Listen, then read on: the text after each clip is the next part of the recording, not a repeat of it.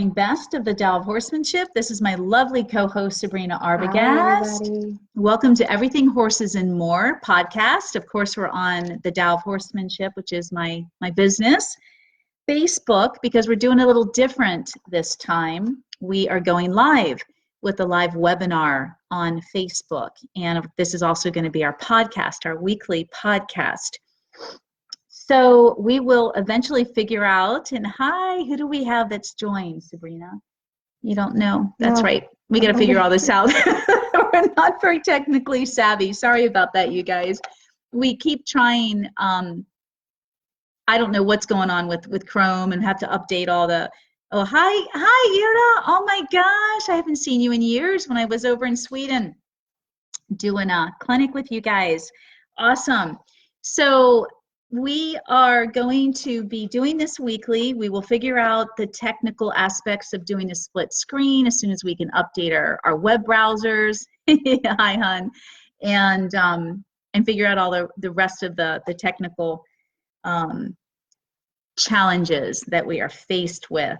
So today we did a promotion for this podcast, this live podcast, and it's going to be on the very popular topic of pressure and release. We also use pressure and release. It's very common, the language, the context of it's very common or similar to desensitizing practices. And so we just created part 2 of our YouTube video on this particular subject. And today we're going to be specifically talking about part 2, the debunking of the common practices. And I submitted the link on my Tao of Horsemanship Facebook page. So it's a snippet of the full length video, which is included in our Everything Horses and More video library. So for any of you that are just joining us and you want to get an idea of what we're going to be talking about, you've got the link to the YouTube video. And I'm going to be reading from my description, my sheet of paper here, and I'm also open to Q&A. So I would love if you would, any of you that are out there and joining us, have some questions. So basically, today's video topic or podcast topic is all about debunking an extremely popular and common training practice in horsemanship. The trainer in the video, the link that I gave you guys and the video that's up on YouTube, the trainer in that video is applying pressure and release to desensitize a young horse that he has in training, that he is obviously starting. And the horse in his video, I chose his video. It was actually sent to me by one of my students in my Mastery Membership online course, my program. And we do lively weekly webinars with the private Facebook group for that program. And this is one of the areas that everyone wanted to talk about repeatedly, not just in one week, but in the second week, because it's such a confusing topic. It's a frustrating topic for me as a professional trainer because, hi Stacy, oh my gosh, because so many people misunderstand pressure and release and desensitizing tactics. They not only misunderstand them, they abuse them without even realizing that they're abusing the horse, and you don't even realize it. And I've gotten so many horses over the years in training whose owners are students of mine, and they don't realize they're doing this. But it's what's propagated out there. This is the bullshit. You know, I'm a myth buster. This is why we're debunking it. So this guy, this video of this trainer represents stereotypically, traditionally, he represents, and I'm generalizing, but he represents everybody out there that's doing it like this. And it's wrong for the horse. You know, if y'all are, you know me, I'm all about the horse and not compromising the horse in any manner. Holistically not compromising. So that means not compromising them physically by running them to death and scaring them, not compromising them emotionally, mentally, and then the whole spiritual aspect of my work, which is the relationship. So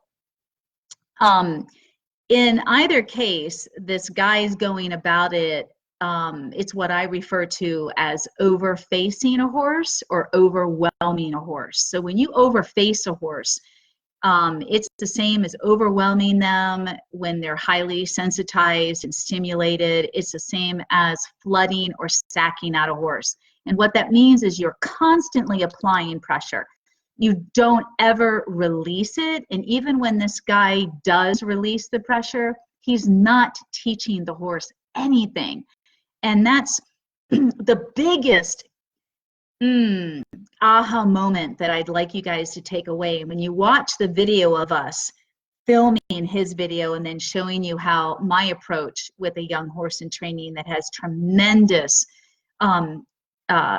phobias in the round pen. She has a huge panic button, and you know, you definitely don't want to be handling it the way this guy is. And I talk a lot about it, and I'm going to continue to discuss it even further. So while let's go back to the trainer in this video is also applying the video that I've submitted on my Facebook page and on my YouTube channel. So is also applying pressure and release to desensitize the horse because the horse is so overly sensitive and spooky and scared. In either case, the way he's going about it is what I refer to as flooding or overfacing a horse. While both hide behind the kinder and more commonly used language of pressure and release, the truth is this technique is used to break the horse down. It's breaking the horse's spirit. And that's another aha moment that I want everyone to think about or take home with today. So you don't realize it, but what you're doing when I say that you're breaking the horse is the horse is going to choose one or all self-preservation modes. There's 3 self-preservation modes for horses: fight, flight, or freeze. And because horses in general, as a species, are passive and followers, they're always going to choose the self-preservation mode of freeze. That means when they just freeze. They get quiet, stoic. It can get deeper than that. They can become more introverted, withdrawn, closed off, shut down, checked out, you name it. But it'll show up by literally freezing and being frozen. And you see this young horse doing it in this guy's video. And so unfortunately, he's stupid enough to think that he's teaching the horse. He just constantly is flooding it with the whip, and it's really not the whip. If I understood this video correctly, it's not the whip that the horse is afraid of. It's the movement or the motion. It's too overstimulating. So he doesn't consider the horse. He doesn't take into consideration that this horse might just be a more high sensitive or highly sensitive horse, just like there's more emotional or highly sensitive people out there. He doesn't care about that. He's just going to use the typical standard tactics of pressure and release. He's going to keep doing this, and the horse is trying to run away. It's trying every direction it knows besides going through him, which is forward. It's backing up, it's running backwards, it's running sideways, it's tight, it's bracing, it's petrified. And he just keeps with the same pressure. There's no approach and retreat. There's no waxing on, waning off. There's no feel or timing with his pressure. It's constantly applied until the horse finally figures out that going sideways, left and right and backwards isn't going to stop this man. Maybe if I stop and freeze, because it's absolutely petrified. It has completely shut down at this point. So it's gone deep into the freeze mode, okay? So it stops. He's dumb enough to think he's taught the horse that, okay, you stop, I'll take the pressure away. Here's my release. And my release is going to teach you, Miss Scaredy Cat Horse, to stop being afraid. What the hell? Sorry, guys, they're not teaching the horse anything. The horse is actually learning, instinctively learning, that if it stops when it's petrified, that scary thing will go away. What you'll see over and over again in this guy's video is the horse, it's quicker and quicker for the horse to stop more and more. He rubs, he does a little bit of rub, a little bit of petting, trying to look all gentle, his gentle approach. And then he starts up with the pressure again. This big movement, big movement, big movement. and the horse is flipping out. But it does get easier and quicker over time for the horse to go, okay, I get it. Every time I stop, because I'm just so frozen, this guy takes the pressure away. The biggest point I'm trying to drive home with this is it's not a learning opportunity. There's no learning going on.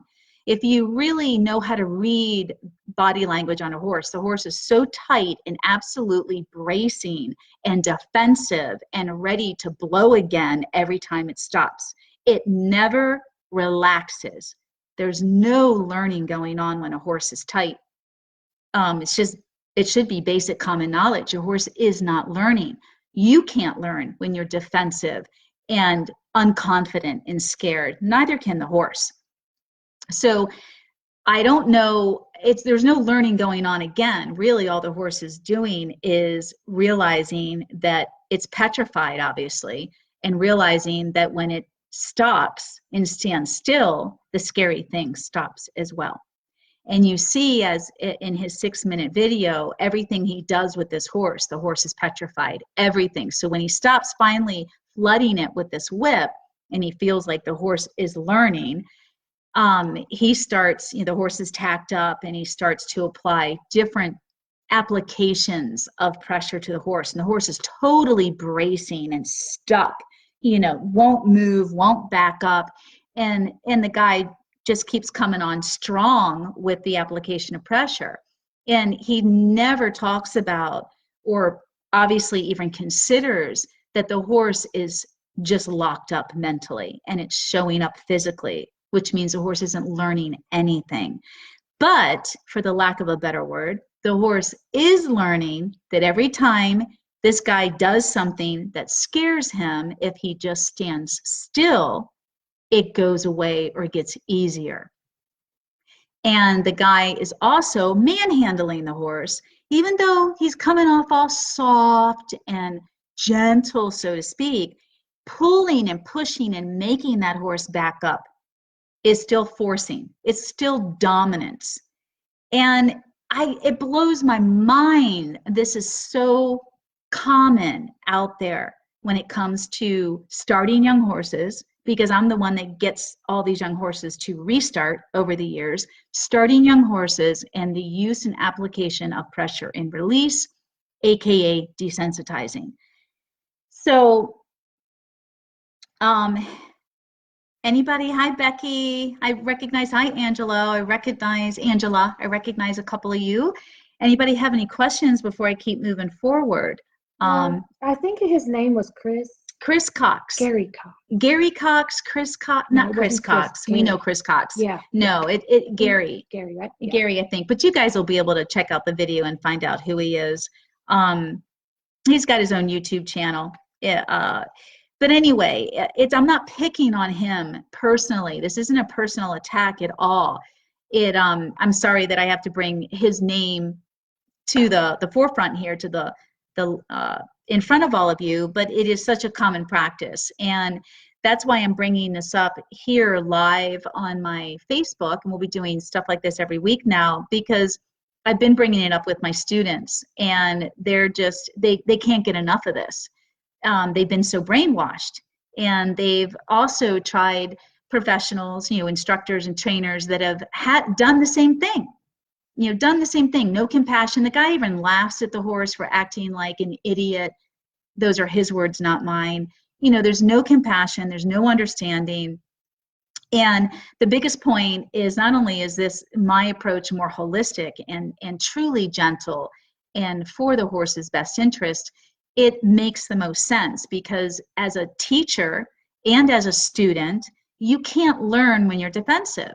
And this horse is completely defensive, and they can't learn, you guys. So this never gets resolved. It's just a quick Band-Aid to put on a symptom.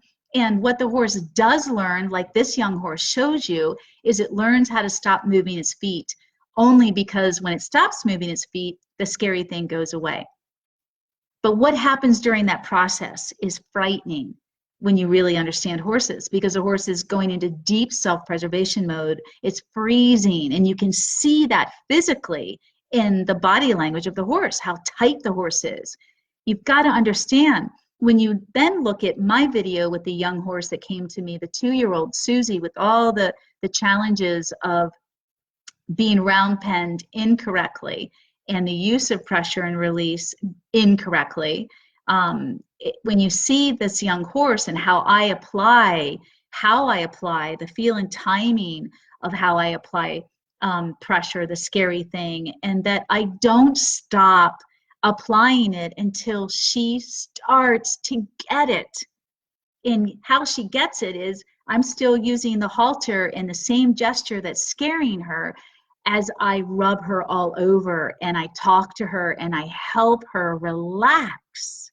And usually there's a big lick and chew. It's not included in the short version or snippet of the video that I show you guys, but there's a big release, whether she exhales, blows, licks and chews, yawns, or even tosses her head. The shaking of the head or the neck is a huge somatic release for horses, stress release. And for anybody that does meditative practices, there's all sorts of cool exercises you can do that you literally can create that release in your own body. So it's really cool. I mean, just wrapping your brain around the differences and perhaps how many of you have been taught or applying pressure similarly to this guy without realizing that you're not getting anywhere. And that accidents are going to happen because the horse is going to learn to freeze when it's really scared. It's going to try that with every scary thing because that's what it's learned from this idiot guy, that if I just stop, the scary thing goes away. So what happens when you're out on a trail ride and something spooks your horse and your horse doesn't have any experience with that type of a thing or spook or wild animal or noise or person that or biker that comes up, doesn't have any experience. So it goes back to what it was taught by this guy, just stop and freeze and it'll go away. Well, the scary thing doesn't go away and it keeps coming, keeps approaching you. What's the horse going to resort to after it tried the freeze mode and it didn't go away? Flight. That's where it's going to drop a shoulder, spin, and bolt on your ass, and you're going to be on the ground. So see where I'm headed with this. It's a false sense of confidence. This guy isn't fixing a damn thing. And so I don't even need to read this. We'll just put this aside. So let's talk about some of the approaches of mine that are better, that help. Remember, everything I do in my methodology, my training and my teaching, right, Sabrina, is to get the horse to think. So there's 2 important ingredients, and they're so overlooked in horse training when you send your horse to a trainer, because 1, they're not going to develop the level of rapport or bonding or relationship that is so needed, number 1, to help your horse feel emotionally safe and comfortable with you. And that's the number 1 thing that has to happen. Hi, Janine. Welcome, hon. That has to happen. Number 1, that's the biggest thing with my methodology to training. You've got to have that relationship. And when my clients used to send their horses to me, yes, I had to have that relationship, but it would never surpass their relationship with the horse. I would never cross that boundary, but I had to develop rapport. And if any of you know my methodology, or you've taken online courses, or you've watched my YouTube videos, you understand how important that is to safety. The second important ingredient to helping any horse become more confident, you guys, to rehabilitation, to just a young, overly sensitive horse that needs more confidence and courage and bravery, you've got to start developing the left brain. And when you watch this guy's video, there's no teaching going on. Again, there's no taking the time to back off, retreat, pause, allow the horse to think, process what's going on, digest it, decompress. None of it's going on. There's no learning. And a horse can't learn if you don't give the horse the opportunity to start to think about what's going on. And thinking, it's more complicated than that. The horse has got to stay engaged. That means the horse can't just stand there shut down and stoic and checked out. And in my work, I have so many exercises, and they're all designed to stimulate the horse in an appropriate way, stimulate them both through the relationship to want to stay connected and engaged, but also stimulate the left brain. It's brain games for horses. How many of you out there have heard about brain games for people? I discovered that probably about 10 years ago. You know, I'm always learning, I'm always researching and studying what's out there. And this is probably, I don't really know the correct terminology for brain games for people, but it's been around for a long time. And it has to do with anyone that has a learning disability or a handicap or an accident, and they're trying to stimulate particular parts of your brain to get them to function again, function the best that they can. And so I took the word brain games because in all of my exercises, it's to stimulate the horse's cognitive process, their thinking side. And the opposite of a fearful horse and a reactive horse, the opposite of that is a thinking horse, a responsive thinking horse. And that's what we want. And so when we have a responsive thinking horse, and that deep level of trust in our relationship where the horse feels confident and safe with us, the horse is going to stay connected and engaged. And it's going to ask you first, do I need to worry about this? And you're going to go, no, baby, you don't. And if it's still too big of a situation, a spook, specifically, we're talking about being out on a trail, get the hell off and stand next to your horse. Because so often you're behind your horse when you're riding. And they can't see you unless they can't an eye. They can't see you. You're in their blind spot. Their top line is their blind spot. Believe it or not, they can feel you sitting on them, but they can't see you unless they look at you.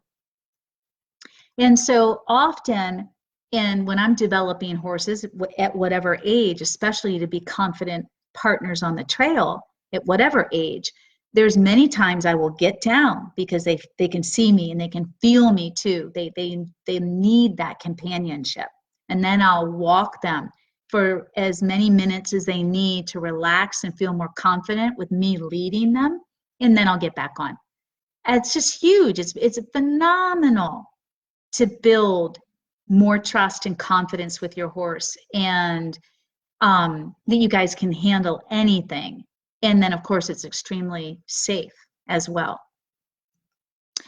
So, again, anybody have any questions out there that you'd like to ask me? Every week, we're going to be doing these live podcasts on the Dow Horsemanship Facebook page. And in our promotions, we will be, promoting that it's a Q&A as well for you guys. So you can ask me anything. And even if it's not related to the topic, each week we'll have a different topic. And sometimes they're not always horse related, are they? Nope, they're not. They get pretty deep, and really deep, because we're very spiritual in this methodology to horse training and personal development and our horsemanship. So if any of you have not been to our podcast, please go to our website. And on the welcome page of the Dow Horsemanship, you'll see a link or a box to check out our topics and then sign up for our weekly podcast. So I think we have how many under our belt? 10, 15, and we just reached 500 downloads. Yeah, we have a good bit. We just reached 500 downloads this week. So that's, I need to count them. Actually. Yeah. But I mean, we've got like part 1, the levels of consciousness, part 1, part 2. We have guests often. We talk about the chakra system and how amazing energy is, and meditation. Very interesting. Yeah, yep, and being aware. So it's pretty deep, you guys, and I hope you sign up and share them. And we're just trying to make them into more conversational pieces for everyone to be engaged. This fly. I know, we can't get rid of that fly. He's been in here for a couple weeks now. So some of the areas that I want to bring up real quick before we wrap up today's podcast is the areas. I have 4 specific areas that I always consider when I am wanting to change a horse's behavior, because behavior is learned for the most part. Horses are also born with instinctive behaviors, but most of them they learn. And unfortunately, they learn them from us because we influence them and we don't always know what we're doing. And they also learn them from their horsey mamas who are not very healthy either, emotionally or socially. I've gotten a lot of weanlings that have come to me over the years that have not been socialized properly because of their mother.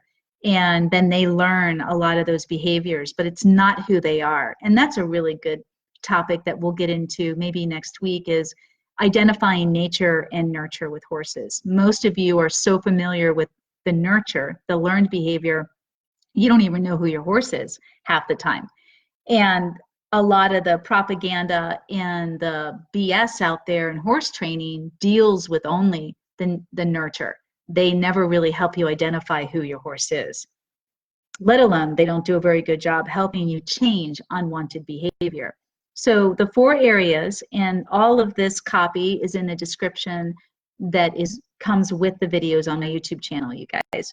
So the 4 areas I always consider is I consider the horse's perspective first when I begin working with them. I try to figure out what's going on. I have specific exercises. I assess every horse that I work with, so I get to know them, and I have specific exercises that I teach in my online programs and courses.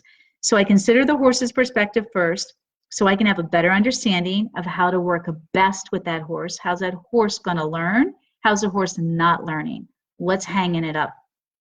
Number 2, I have to develop a bond so the horse feels safe when learning.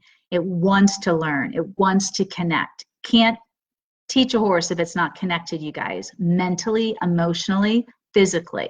And so often our training is all about the physical engagement. Just like this guy, move their feet. Oh, if the horse is panicking, get them thinking by moving their feet. Really? How many times? That just escalates a horse. Just gets them worked up even more. It's bullshit. Number 3, teach the horse to think during the process. You got to know what you're doing. That's a problem out there. So everybody's got these stupid little quick fixes, bait and switch, smoke and mirrors to their training. There is no quick fix to horse training. Horse training is not easy, you guys. It's not easy. Okay? Let's just deal with the facts.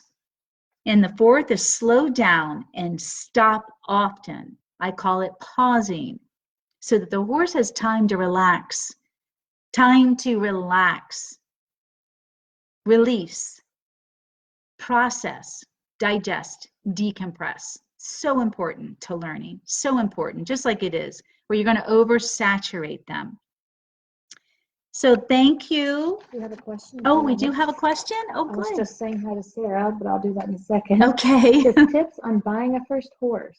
Ooh, tips. I would like a horse I can coach people with and also go on trails. Okay, so tips. And who's that from? That is from Kim Clark. Hi, Kim. So welcome, and tips for buying a first horse, and you want to be able to do like a coaching program with your horse and trail rides. So as I just said, there is no easy way to train horses. Let me say there might be an easy way, but there's not a simple way. So horse training is very complicated. It's just like going to school. We did a webinar yesterday to promote my mastery membership program, you guys, and it's a whole curriculum, step by step, my whole program. It's where I start every horse or restart every horse. It doesn't matter what horse, what age. It's also how I teach you to train your own horse. And while it's a step by step, and it offers a ton of bonus material as well, and the step by step makes it an easy guide, none of this is simple. Are you kidding me? One of the things we were talking about in the webinar yesterday was, to me, you know, learning horses at the level that I know, and every professional should learn it this way. I revere it as going to school and getting your undergrad, your 4-year undergrad, then specializing in getting your master's, which is another 2 to 4 years, and then specializing on top of that in getting your doctorate, which means you've got to write a thesis. So to me, it's about 10 years worth of schooling, and that's exactly what my mastery membership program is all about. It's 10 years of me learning as a student and becoming the teacher that I am today. This is not easy. And so many, I mean, I've worked with thousands of horses and they've all been restarts. Even the little babies have come to me that don't know anything. Bullshit. They're all mishandled and misunderstood. And every one of them has been a mess, a Fruit Loop, basically, a mess. And it's because nobody's training correctly. Everybody's picking and pulling what they like from different trainers or trying these 8 and 12-week quick fix courses. No way. No way, guys. It doesn't work that way. You've got to learn the horse before you can even teach the horse. That's what I just said here. You've got to learn the horse. And this isn't personal, Kim. I know I'm passionate about this, but don't take this personally. It's frustrating for me because I've rehabilitated so many horses. And I love you guys. I love the horse and I want you guys to succeed. But you've got to, I'm like the only one up against hundreds of other trainers out there on YouTube trying to sell you their bullshit. And it's bullshit because it's like going to school. There's a reason why you study a curriculum when you go to school, because a curriculum is specifically designed as building blocks, learning building blocks. You don't skip around. You don't pick and pull what you like. Even the stuff that's challenging, you've got to learn. And that's what makes you a well-rounded student. That's what makes your horse a well-rounded horse. Every horse that comes to me in my training program, I want the versatility. I want the horse to learn the basics of, I'm a working equitation certified instructor here in Florida. They've got to learn the basics of dressage. I teach it bitless. We don't need any bits. And we talked about that in the webinar last night, why the bit was designed, how the 8-year Spanish School of Riding, they don't introduce the bit until the end of the horse. The horse has already learned everything they need to learn, all the upper level maneuvers and movements of dressage before the rider's ever introduced. Rider has to learn the movement before the bit is introduced. And the bit's whole purpose, you guys, the history of the bit, both of them. The history of the bit was just to rebalance the horse. It was never supposed to teach the horse, never. And this goes back to the Art of Horsemanship, Xenophon, 400 AD.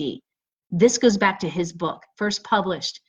He is the guru, the Zen of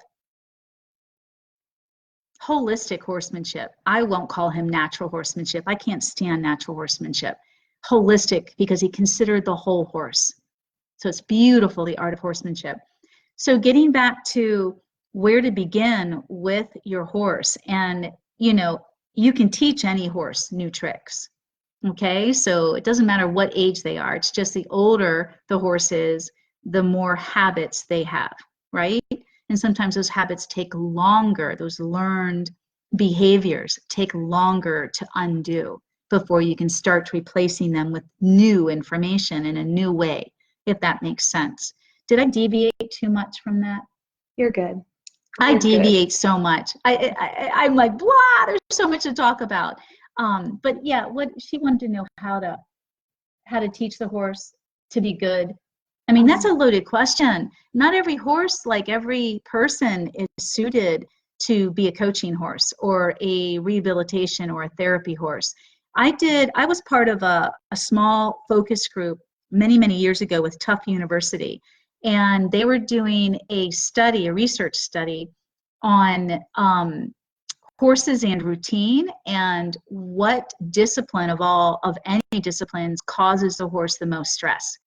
And out of all the disciplines, it was therapy horses, therapeutic riding, and horses used for therapeutic programs that caused the most stress. And that didn't surprise me at all. I was already there in my own learning and development. And the reason why is because in all disciplines, from barrel racing to jumping to dressage to reining, whatever discipline it is, the horse has a routine. So there's structure. But when it comes to therapeutic riding, the horse never knows who it's going to get. And I know people, you know, a lot of people give the horses days off, or they're only used twice a week, maybe 4 to 6 times a day. But Emotionally, it is so stressful on these horses because they've got to deal with the emotional stress of us. And that's huge. So when you're setting a horse up to become your partner, your co-facilitator, like my horses are, my schoolmasters, not only are they schoolmasters in dressage, reining, trail riding, some of them working cattle, working equitation, they're also to help me with personal development when students come here and want to dive into the spirituality of horsemanship, one of my courses. But not every horse is every horse is an individual. Not all of them are, raise their hand to say, hey, I sign up for this. They don't. So you got to be really careful who you pick and choose. And I want to make sure that my horses have a really strong foundation, meaning they don't take on your stuff. You do not affect them. That they have a level of cognitive ability and autonomy, healthy autonomy, that they can rely on me as their partner, their leader, their mama, the one that keeps them safe, and they know they can check in with me and we can have that conversation, but that they also have a voice. And if they don't feel like participating, especially in a coaching program, I don't make them at all. Okay? Because I'm always looking for the best, setting up the best situation for both my student and the horse. And that means the horse has to want to be there and connect for the healing or the healing and the learning to really happen for the student. So that's a big one. I also do long distance coaching, you guys, and personal development. If anybody's interested to talk, if you want to talk more about that. But yeah, trail riding is a test, you guys. So many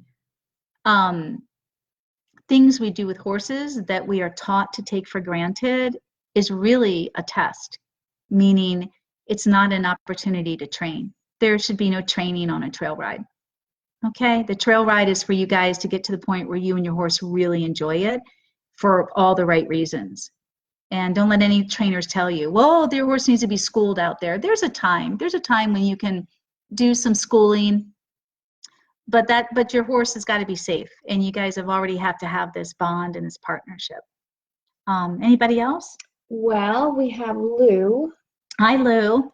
And how can you find a second horse that fits well with your first one so they can become buddies? How can you find a good companion horse for your first horse, a second horse for your first horse, so they can become good buddies? That's a great question, Lou. Socializing is really important. So in the wild, and I've studied wild horses and worked with wild horses, and that was another part of our webinar yesterday, is it's really hard when we're around our domesticated horses, all of us, to understand how unhealthy they are, because that's all we are used to. But when you study wild horses, and I've ridden up to them, I've spent time with them, I've studied them, and I've worked with them, you really get an appreciation. It's such an aha moment for the truth of horses, the real language of Equus. And where I'm going with this, Lou, is most of our domesticated horses are not properly socialized. And in the wild, when a new horse comes into the herd, and it can't be a stallion, obviously, because stallions are always fighting. They're either protecting their band of mares, or you have a rogue stallion, as it's called, coming in to, obviously fight and take those mares away. But when you have mares leaving a band and coming in to assimilate, new mares assimilate into another band of mares, they know instinctively that they want to connect with the energy or the horse most like them. They know instinctively that they need to be accepted, that they can't force themselves in or they'll be kicked out. And the stallion will beat the shit out of them, basically. And so will the mares. They have to be accepted. So in the wild, a new horse will stand outside the circle, and not too far. It's safety and herd dynamics, but they'll stand outside the circle and they'll wait to be accepted, and they'll pick out the horse most like them. They'll choose the horse most like them, and they'll try to mirror that horse. And so you've got to understand that horses by nature are passive, and they're followers. and they don't like confrontation, and they are not aggressive, nor are they dominant by nature. Stallions are aggressive. That's a whole different subject. Now, it doesn't mean we don't have dominant, passive, or submissive personality traits in horses, but horses are not dominant by nature. They're passive. And that means that's what makes them great partners when we get there. That's what makes them followers. So, a new horse is going to seek out, they don't want confrontation, okay? And where I'm going with all of that is that's a really great question and a loaded one, because you have to take the responsibility of educating yourself about socializing horses and what that should look like and what that means. And that means for you, you've got to really understand your horse's personality in a herd dynamic. Is your first horse with other horses right now, or is he by himself? If he's by himself, you don't know what he's going to be like.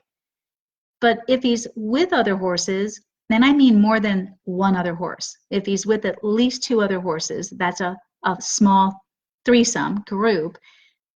Because a lot of times we think because our horse is with one other horse and they're okay, that they like each other. Not at all. If there's at least three horses, then you can see who they pair up with. That's important. And then that gives you an idea of, is your horse in the hierarchy of that pecking order, or is he more submissive or passive or subservient? And I have huge herd dynamics here. I'm all about socializing. And it's interesting because while some of my more dominant personality horses and lead horses, they can also, let's just take this dynamic. So I've got my big 18-hand Friesian sport horse. Then I have, he's a gelding. And then I have Sundance, my lead mare, who's a quarter horse. She's 19. He's 11. And then I have Legend, who's 27, my little Arab. So Legend and Sundance are like best friends. Legend bosses Sundance around, yet Legend's afraid of Zor. It's pretty wild how this dynamic works. And then Sundance is kind of in the neutral, very protective of Legend, because she also knows that Zor's jealous of Legend. So you see, this stuff gets complicated. And none of you guys, you can't read it. It's not textbook. You've got to study it. And you got to study herds, healthy herds and unhealthy herds. Because most of our domesticated horses are unhealthy because they have so many learned behaviors, which AKA mean coping mechanisms. They're forced into groups that they don't get along with, or they're beaten up by. So that's a hard question, and I'm doing my best to answer it without disappointing you, because there isn't one simple answer. You've got to really educate yourself on who your number one horse is. Can't do that unless he's in a group of 3 or more. And then you've got to do the same with the new horse that you want to get to know and possibly purchase and bring along. Now, if you're in a position where you have 2 paddocks or 2 pastures, you can put these horses side by side without being inside the same pasture or paddock. And then you can see how well they do over the fence. Do they try to kill each other? Do they smell? Now, if horses, one of the number one ways that you'll know a horse accepts another horse is when they take the breath of that other horse.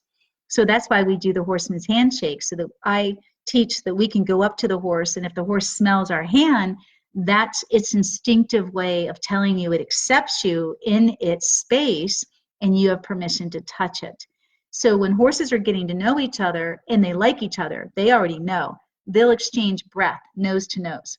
They still may squeal and posturize and get all excited. That's okay. That's okay. As long as they exchange breath in the nose, you're pretty safe. If they don't like each other, they will not exchange breath, you guys. And they'll still posture and they'll still pin. When they accept each other, it's just expression. And every horse is different. Some are more expressive than others. But it's the sniffing, that's the number one indication when they exchange breath, that tells you, and you'll want to do that with your horse too, that tells you that they accept each other. Okay. Anybody else? We'll take one more before we wrap it up, guys.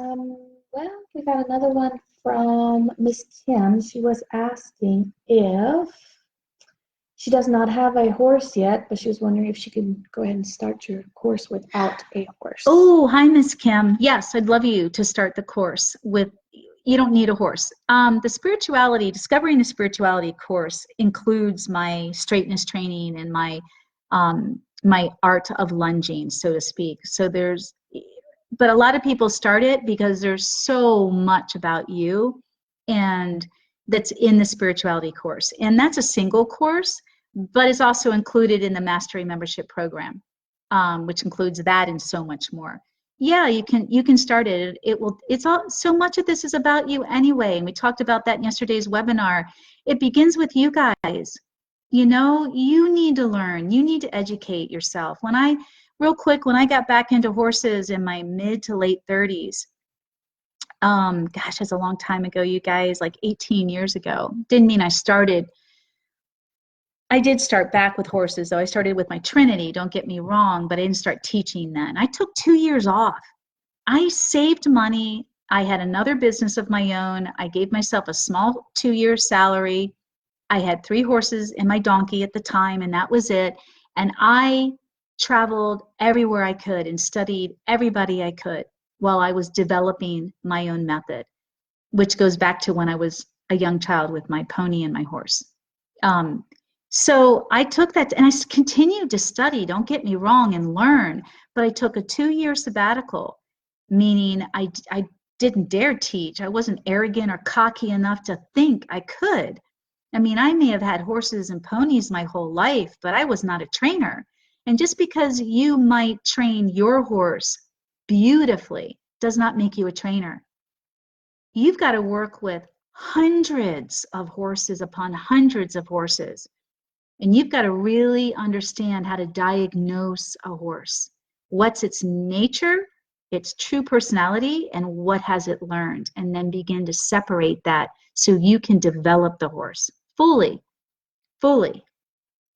So yes, you can, my dear. And when you join the Mastery membership, email me, because I'll still give you guys the 50% off that I was giving everybody yesterday for the Mastery membership webinar. Just email me personally or message me, and I will get that link to you so you guys can get the 50% off. There's a private Facebook group. It's awesome. I do weekly Q&A webinars with them. Yeah, every week. So thank you. That's all I'm going to do today. Look forward to us every week. Yes. Wednesdays? Yeah, we're gonna shoot for Wednesdays. Yeah? We're still tweaking things. Yes, we are. This is my guest house, and it's got high ceilings, you guys. So we've got like umbrellas all over there and blankets. It looks great. To try to buffer the noise for the podcast. We really should be, it looks great, in a carpeted, wall-to-wall carpeted room for this stuff. So, you know, our podcasts have a bit of an echo. But anyway, we'll keep improving, and we look forward to your suggestions. Give us your feedback, y'all. We're here for you, okay? Love you guys and love the horse. May you always be one with your horse, and have a great rest of your day. Bye-bye.